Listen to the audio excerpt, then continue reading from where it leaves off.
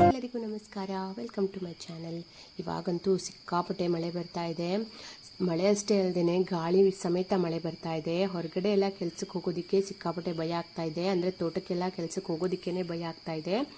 ಆದರೂ ಕೂಡ ಎಲ್ಲೂ ಕೆಲಸಕ್ಕೆ ಹೋಗದೇ ಇದ್ರೂ ಮಳೆ ಬರ್ತಿರ್ಬೇಕಾದ್ರೆ ಸಂಜೆ ಟೈಮು ಏನಾದ್ರೂ ಸ್ನ್ಯಾಕ್ಸ್ ತಿನ್ನಬೇಕು ಅಂತ ಅನಿಸ್ತಾ ಇರುತ್ತೆ ಅಲ್ವಾ. ಅದಕ್ಕೋಸ್ಕರ ನಾನಿವತ್ತು ತುಂಬಾ ರುಚಿಕರವಾಗಿರುವಂತಹ ಹಲಸಿನ ಹಣ್ಣಿಂದ ಬನ್ಸ್ನ ಮಾಡ್ಕೊಂಡಿದ್ದೆ. ತುಂಬ ಅಂದರೆ ತುಂಬಾ ಸಖತ್ತಾಗಿ ಬಂದಿತ್ತು. ಅದನ್ನು ಹೇಗೆ ಮಾಡ್ಕೊಳ್ಳೋದು ಅಂತ ನೋಡೋಣ. ಹಾಗೆ ನಾನು ತರಕಾರಿ ಬೀಜಗಳನ್ನೆಲ್ಲ ಯಾವ ರೀತಿಯಾಗಿ ರೆಡಿ ಮಾಡ್ಕೊಳ್ತೀನಿ ಅನ್ನೋದನ್ನು ನಿಮ್ಮ ಜೊತೆ ಶೇರ್ ಮಾಡ್ಕೊತಾ ಇದ್ದೀನಿ. ಮಳೆ ಅಂತೂ ನೋಡಿ ಎಷ್ಟು ಬೀಳ್ತಾ ಇದೆ ಅಂದರೆ ಸಿಕ್ಕಾಪಟ್ಟೆ ಬೀಳ್ತಾ ಇತ್ತು.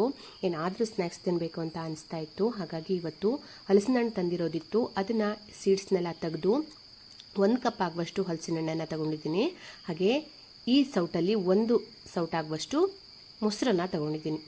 ಅಂದರೆ ಸ್ವಲ್ಪ ಹೆಚ್ಚು ಕಮ್ಮಿ ನೋಡಿಕೊಂಡು ತೊಗೊಳ್ಬೋದು. ಹಿಟ್ಟು ಎಷ್ಟು ತಗೊಳ್ತೀರಾ ಅನ್ನೋದನ್ನು ನೋಡಿಕೊಂಡು ನಾವು ಮೊಸರನ್ನು ತಗೊಳ್ಬೋದು.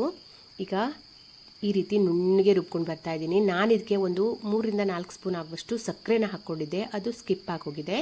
ಸಕ್ಕರೆನಾದರೂ ಹಾಕ್ಕೊಳ್ಬೋದು ಅಥವಾ ಬೆಲ್ಲನಾದರೂ ಹಾಕ್ಕೊಳ್ಬೋದು. ನಿಮ್ಮ ಸಿಹಿಗನುಸಾರವಾಗಿ ನೀವು ಹಾಕ್ಕೊಳ್ಬೋದು. ಹಾಗೆ ಇದಕ್ಕೆ ಒಂದು 1/4 ಟೀ ಸ್ಪೂನ್ ಆಗುವಷ್ಟು ಅಡುಗೆ ಸೋಡಾನ ಹಾಕ್ಕೊಂಡಿದ್ದೀನಿ. ಹಾಗೆ ರುಚಿಗೆ ಎಷ್ಟು ಬೇಕು ಅಂತ ನೋಡಿಕೊಂಡು ಉಪ್ಪು ಇವಿಷ್ಟನ್ನು ಹಾಕ್ಕೊಂಡಿದ್ದೀನಿ. ಈಗ ಇದನ್ನು ಒಂದ್ಸರಿ ಕೈಯಲ್ಲೇ ಮಿಕ್ಸ್ ಮಾಡ್ಕೋಬೇಕು. ಅದಕ್ಕೆ 1 ಸ್ಪೂನ್ ಆಗುವಷ್ಟು ತುಪ್ಪನೂ ಕೂಡ ಹಾಕಿ ಮಿಕ್ಸ್ ಮಾಡ್ಕೊಳ್ತಾ ಇದ್ದೀನಿ. ಯಾಕೆಂದರೆ ತುಪ್ಪ ಹಾಕೋದ್ರಿಂದ ಒಳಗಡೆ ಒಂಥರ ಪದ್ರ ಆಗಿ ಬರುತ್ತೆ ಅಂತ. ಈಗ ಇದಕ್ಕೆ ನಾನು ಈ ಕಪ್ಪಲ್ಲಿ ನಾನು ಹಲಸಿನ ಹಣ್ಣು ಯಾವ ಕಪ್ಪಲ್ಲಿ ತಗೊಂಡಿದ್ನಲ್ಲ ಅದೇ ಕಪ್ಪಲ್ಲಿ 1 ಕಪ್ ಆಗುವಷ್ಟು ಗೋಧಿ ಹಿಟ್ಟನ್ನು ತಗೊಂಡಿದ್ದೀನಿ. ಹಾಗೆ ಅರ್ಧ ಕಪ್ ಆಗುವಷ್ಟು ಮೈದಾ ಹಿಟ್ಟನ್ನು ತಗೊಂಡಿದ್ದೀನಿ. ಮೈದಾ ಹಿಟ್ಟನ್ನು ನೋಡಿಕೊಂಡು ಸೇರಿಸ್ಕೋಬೇಕಾಗತ್ತೆ.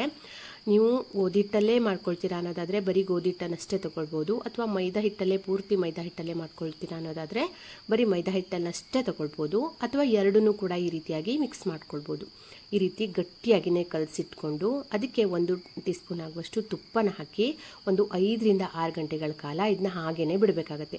ಸಂಜೆ ಮಾಡ್ತೀರಾ ಅನ್ನೋದಾದರೆ ಬೆಳಿಗ್ಗೆ ಟೈಮೇ ಇದನ್ನ ಕಲಸಿಟ್ಕೊಳ್ಬೇಕು. ಅಥವಾ ಬೆಳಿಗ್ಗೆ ಮಾಡ್ತೀರಾ ಅನ್ನೋದಾದರೆ ಸಂಜೆ ಟೈಮ್ ಇದನ್ನ ಈ ರೀತಿಯಾಗಿ ಕಲಸಿಟ್ಕೋಬೇಕು. ನೋಡಿ ಈ ರೀತಿಯಾಗಿ ಆಗಿದೆ. ಸಂಜೆ ಅನ್ನೋ ತನಕ ತುಂಬ ಚೆನ್ನಾಗಿ ಆಗಿದೆ ಇದು. ಅದನ್ನು ಈಗ ಈ ರೀತಿ ಕೈಯಲ್ಲಾದರೂ ತಟ್ಕೊಳ್ಬೋದು ಅಥವಾ ಲಟ್ಟಣಿಗೆಲ್ಲಾದರೂ ಲಟ್ಟಿಸ್ಕೊಳ್ಬೋದು. ನಾನು ಇದನ್ನ ಈ ರೀತಿ ಕೈಯಲ್ಲೇ ತಟ್ಕೊಳ್ತಾ ಇದ್ದೀನಿ. ನೋಡಿ ಕಾದಿರುವಂತಹ ಎಣ್ಣೆಗೆ ಹಾಕ್ಕೊಳ್ತಾ ಇದ್ದೀನಿ. ಎಷ್ಟು ಚೆನ್ನಾಗಿ ಉಬ್ತಾ ಇದೆ ನೋಡಿ. ತುಂಬಾ ಚೆನ್ನಾಗಿ ಉಬ್ಬಿ ಬರುತ್ತೆ. ಇದು ಬಾಳೆಹಣ್ಣಿನ ಬನ್ಸ್ಗಿಂತನೂ ತುಂಬಾ ರುಚಿಯಾಗಿರುತ್ತೆ ತಿನ್ನೋದಕ್ಕೆ. ನಾವು ಈ ಥರ ಬನ್ಸ್ ಮಾಡ್ತಿರುವಾಗಲೇ ಇಡೀ ಮನೆ ತುಂಬ ಘಮ ತುಂಬಿಕೊಂಡಿರುತ್ತೆ. ಹಲಸಿನ ಹಣ್ಣಿಂದು ಅಷ್ಟೊಂದು ಚೆನ್ನಾಗಿ ಘಮ ಬರ್ತಾ ಇರುತ್ತೆ. ತಿನ್ನೋದಕ್ಕೂ ಕೂಡ ಅಷ್ಟೇ ರುಚಿಯಾಗಿರುತ್ತೆ. ನೋಡಿ ಈ ರೀತಿ ಕಲರ್ ಬರೋ ತನಕನೂ ಇದನ್ನ ಫ್ರೈ ಮಾಡ್ಕೊಳ್ಬೇಕು. ಸಕ್ಕರೆ ಹಾಕಿರೋದ್ರಿಂದ ಈ ಥರ ಚೆನ್ನಾಗಿ ಕಲರ್ ಬರ್ತಾ ಇದೆ.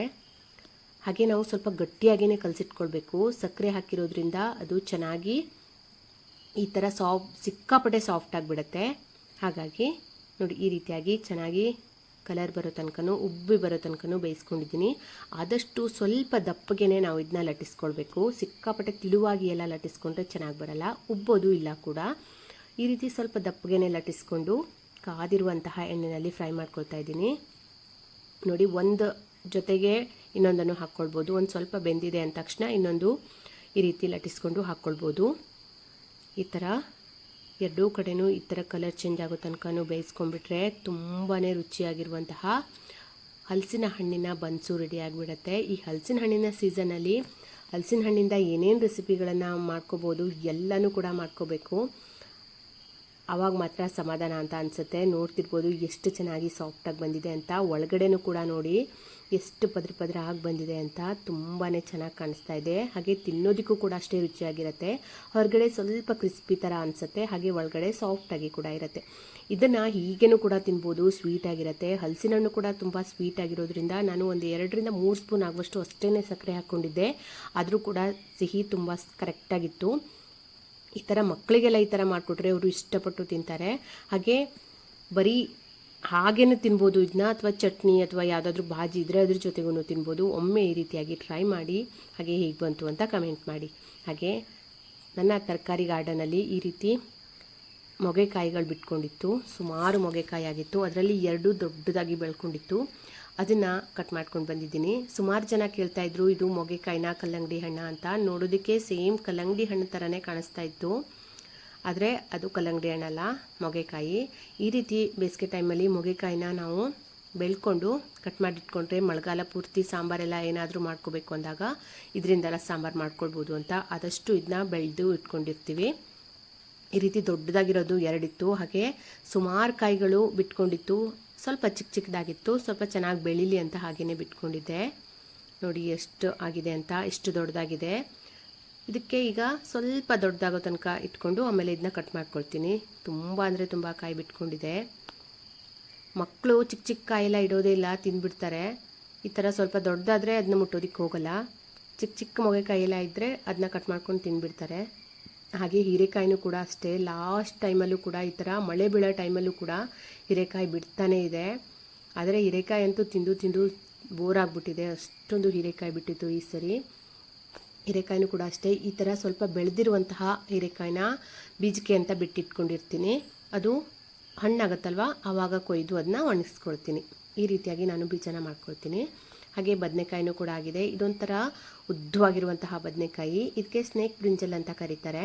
ಹಾಗೆ ಇದು ಬರೀ ಬೇಸಿಗೆಲಷ್ಟೇ ಅಲ್ಲ, ಮಳೆಗಾಲದಲ್ಲೂ ಕೂಡ ನಾವು ಇದನ್ನ ಬಳಸ್ಕೊಳ್ಬೋದು. ಈ ಮಳೆಗಾಲದಲ್ಲೂ ಕೂಡ ಇದು ತುಂಬ ಚೆನ್ನಾಗಿ ಕಾಯಿ ಬಿಡ್ತಾನೆ ಇರುತ್ತೆ. ಸ್ವಲ್ಪ ಮಣ್ಣನ್ನು ಎತ್ತರ ಮಾಡಿಕೊಡ್ಬೇಕು ಅಷ್ಟೇ, ಇದು ಕಾಯಿ ಬಿಡ್ತಾನೆ ಇರುತ್ತೆ. ಹಾಗೆ ಹರವೆ ಬೀಜನ ಯಾವ ರೀತಿಯಾಗಿ ಮಾಡ್ಕೊಳ್ತೀರಾ ಅಂತ ತುಂಬ ಜನ ಕಮೆಂಟ್ ಮಾಡಿದರು. ಅದಕ್ಕೋಸ್ಕರ ನಾನು ವಿಡಿಯೋ ಮಾಡಿ ಇಟ್ಕೊಂಡಿದ್ದೆ. ಇದು ಮಾಡಿ ಸುಮಾರು ದಿನ ಆಯಿತು, ಆದರೆ ಅಪ್ಲೋಡ್ ಮಾಡ್ಕೊಳ್ಳಿಕ್ಕೆ ಆಗಿರಲಿಲ್ಲ. ಇವಾಗಂತೂ ಮಳೆ ಬೀಳೋ ಟೈಮಿಗೆ ನೆಟ್ವರ್ಕೇ ಕರೆಕ್ಟಾಗಿರೋದಿಲ್ಲ. ಹಾಗಾಗಿ ನಾವು ವಿಡಿಯೋ ಮಾಡಿಕೊಂಡು ಇರೋದು ಒಂದು ದಿವಸ, ಹಾಗೆ ಅಪ್ಲೋಡ್ ಮಾಡೋದು ಒಂದು ದಿವಸ ಎಲ್ಲ ಆಗಿಬಿಡುತ್ತೆ. ಹಾಗಾಗಿ ಇವಾಗ ಇದನ್ನು ಶೇರ್ ಮಾಡ್ತಾ ಇದ್ದೀನಿ. ನೋಡಿ, ಈ ರೀತಿಯಾಗಿ ಸ್ವಲ್ಪ ಹರವೆ ಗಿಡನೆಲ್ಲ ಹಾಗೇನೆ ಇಟ್ಕೊಂಡಿರ್ತೀವಿ. ಒಂದು 4-5 ಹರವೆ ಗಿಡನ ಇಟ್ಕೊಂಡಿರ್ತೀವಿ. ಆದರೆ ಈ ಸರಿ ಸ್ವಲ್ಪ ಜಾಸ್ತಿನೇ ಹಾಕಿರೋದ್ರಿಂದ ಬೆಳೆದಿರೋದೆಲ್ಲ ಈ ರೀತಿ ಹೂವಾಗ್ಬಿಟ್ಟಿತ್ತು, ಬೀಜ ಆಗಿಬಿಟ್ಟಿತ್ತು. ಅದನ್ನು ಈ ರೀತಿಯಾಗಿ ಕಟ್ ಮಾಡ್ಕೊಳ್ತಾ ಇದ್ದೀನಿ. ಬಿಳಿ ಹರವೆ, ಕೆಂಪು ಹರವೆ ಮತ್ತು ಗೋಳಿ ಸೊಪ್ಪು ಇವಿಷ್ಟನ್ನು ಈ ರೀತಿಯಾಗಿ ಒಂದು ಟೈಮಲ್ಲಿ ನಾನು ಇದನ್ನ ಕಟ್ ಮಾಡ್ಕೊಳ್ತೀನಿ. ನೋಡಿ, ಈ ರೀತಿಯಾಗಿ ಕಟ್ ಮಾಡಿ ಇಟ್ಕೊಂಡಿದ್ದೀನಿ. ಸುಮಾರು ಜನ ಕೇಳ್ತಾಯಿದ್ರು, ನೀವು ತರಕಾರಿ ಸೀಡ್ಸ್ನೆಲ್ಲ ಎಲ್ಲಿಂದ ತರ್ತೀರಾ, ಹೇಗೆ ಮಾಡ್ಕೊಳ್ತೀರಾ ಅಂತ. ಅವರಿಗೋಸ್ಕರ ನಾನು ಈ ವಿಡಿಯೋನ ಮಾಡ್ತಾಯಿದ್ದೀನಿ. ಈ ಥರ ಕಟ್ ಮಾಡಿ ಇಟ್ಕೊಂಡಿರೋದನ್ನು ಒಂದು 3-4 ಬಿಸಿಲಲ್ಲಿ ಒಣಗಿಸ್ಕೊಳ್ಬೇಕಾಗತ್ತೆ. ನೋಡಿ, ಈ ರೀತಿಯಾಗಿ ಬೀಜಗಳು ಓಪನ್ ಆಗುತ್ತೆ. ನಾವು ಬಿಸಿಲಲ್ಲಿ ಒಣಗಿಸಿದವಾಗ ಚೆನ್ನಾಗಿ ಒಣಗಿರುತ್ತೆ. ಇದನ್ನ ಈಗ ನಾವು ಕ್ಲೀನ್ ಮಾಡ್ಕೊಳ್ಬೇಕು. ಈ ಥರ ಒಂದು ಮರದಲ್ಲಿ ಕ್ಲೀನ್ ಮಾಡ್ಕೊಳ್ಬೇಕಾಗತ್ತೆ. ಈ ಥರ ಮರದಲ್ಲಿ ಹಾಕ್ಕೊಂಡು ಈ ಥರ ಚೆನ್ನಾಗಿ ಇದನ್ನ ಈ ಥರ ಮಾಡಿ ಕೇರಬೇಕು. ಈ ಥರ ಫ್ಯಾನ್ ಕೆಳಗಡೆ ಎಲ್ಲ ನಾವು ಇದನ್ನ ಕೇರ್ಕೊಳ್ಳೋದು ಆಗಲ್ಲ, ಯಾಕೆಂದರೆ ಬೀಜನೂ ಹೋಗಿಬಿಡುತ್ತೆ ಸಿಪ್ಪೆ ಜೊತೆಗೆ. ಹಾಗಾಗಿ ನಾವು ಈ ಥರ ನಿಧಾನಕ್ಕೇ ಈ ಥರ ಮಾಡಿ ಕ್ಲೀನ್ ಮಾಡ್ಕೊಳ್ಬೇಕು. ನೋಡಿ, ಹೀಗೆ ಬರೀ ಹರವೆ ಬೀಜ, ಬಿಳಿ ಹರವೆ, ಕೆಂಪು ಹರವೆ ಅಷ್ಟೇ ಅಲ್ಲ, ಬೆಂಡೆಕಾಯಿ, ಹೀರೆಕಾಯಿ, ಹಾಗೆ ಬದನೆ ಬೀಜ ಎಲ್ಲನೂ ಕೂಡ ಇದೇ ರೀತಿಯಾಗಿಯೇ ರೆಡಿ ಮಾಡಿಕೊಂಡು ಒಂದು ಪ್ಲಾಸ್ಟಿಕ್ ಕವರಲ್ಲೋ ಅಥವಾ ಡಬ್ಬದಲ್ಲೋ ಹಾಕಿ ಸ್ಟೋರ್ ಮಾಡ್ಕೊಂಡ್ಬಿಟ್ರೆ 2-3 ವರ್ಷ ತನಕ ನಾವು ಇದನ್ನ ಬಳಸ್ಕೊಳ್ಬೋದು. ಪ್ರತಿ ವರ್ಷವೂ ಇಷ್ಟಿಷ್ಟೇ ಬೀಜ ಮಾಡಿ ಇಟ್ಕೊಂಡ್ಬಿಟ್ರೆ ಆರಾಮಾಗಿ ನಾವು ಮನೆಯಲ್ಲೇ ತರಕಾರಿಗಳನ್ನು ಬೆಳ್ಕೊಳ್ಬೋದು. ಹಾಗೆ ಇದಾಗಿತ್ತು ಇವತ್ತಿನ ವಿಡಿಯೋ. ಈ ವಿಡಿಯೋ ನಿಮಗೆ ಸ್ವಲ್ಪನಾದರೂ ಇಷ್ಟ ಆಗಿದ್ದರೆ, ಯೂಸ್ಫುಲ್ ಅಂತ ಅನಿಸಿದ್ರೆ ಪ್ಲೀಸ್ ಒಂದು ಲೈಕ್ ಕೊಡಿ. ಹಾಗೆ ನಿಮ್ಮ ಫ್ರೆಂಡ್ಸ್ ಆ್ಯಂಡ್ ಫ್ಯಾಮಿಲಿಗೆಲ್ಲ ಶೇರ್ ಮಾಡ್ಕೊಳ್ಳಿ. ಹಾಗೆ ಯಾರೆಲ್ಲ ಮೊದಲನೇ ಸರಿ ನನ್ನ ವಿಡಿಯೋನ ನೋಡ್ತಾ ಇದ್ದೀರಾ, ಪ್ಲೀಸ್ ಸಬ್ಸ್ಕ್ರೈಬ್ ಮಾಡ್ಕೊಳ್ಳಿ. ಹಾಗೆ ಪಕ್ಕದಲ್ಲೇ ಇರುವಂತಹ ಬೆಲ್ ಐಕಾನ್ನ ಕ್ಲಿಕ್ ಮಾಡಿ. ನಾನು ಹಾಕುವಂತಹ ಪ್ರತಿಯೊಂದು ವಿಡಿಯೋದು ನೋಟಿಫಿಕೇಷನ್ ನಿಮಗೆ ಬರುತ್ತೆ. ಹಾಗೆ ಈ ಥರ ತರಕಾರಿ ಬೀಜಗಳನ್ನೆಲ್ಲ ಬೆಳ್ಕೊಂಡು ಮುಂದೆ ಯಾವ್ಯಾವ ರೀತಿಯಾಗಿ ನಾನು ತರಕಾರಿಗಳನ್ನು ಬೆಳ್ಕೊಳ್ತೀನಿ ಅಂತ ನಾನು ನಿಮ್ಮ ಜೊತೆ ಶೇರ್ ಮಾಡ್ಕೊತೀನಿ. ವಿಡಿಯೋನ ಆದಷ್ಟು ನಿಮ್ಮ ಫ್ಯಾಮಿಲಿ ಫ್ರೆಂಡ್ಸ್ಗೆಲ್ಲ ಶೇರ್ ಮಾಡ್ಕೊಳ್ಳಿ. ಮುಂದಿನ ವಿಡಿಯೋದಲ್ಲಿ ಮತ್ತೆ ಸಿಗ್ತೀನಿ. Thank you.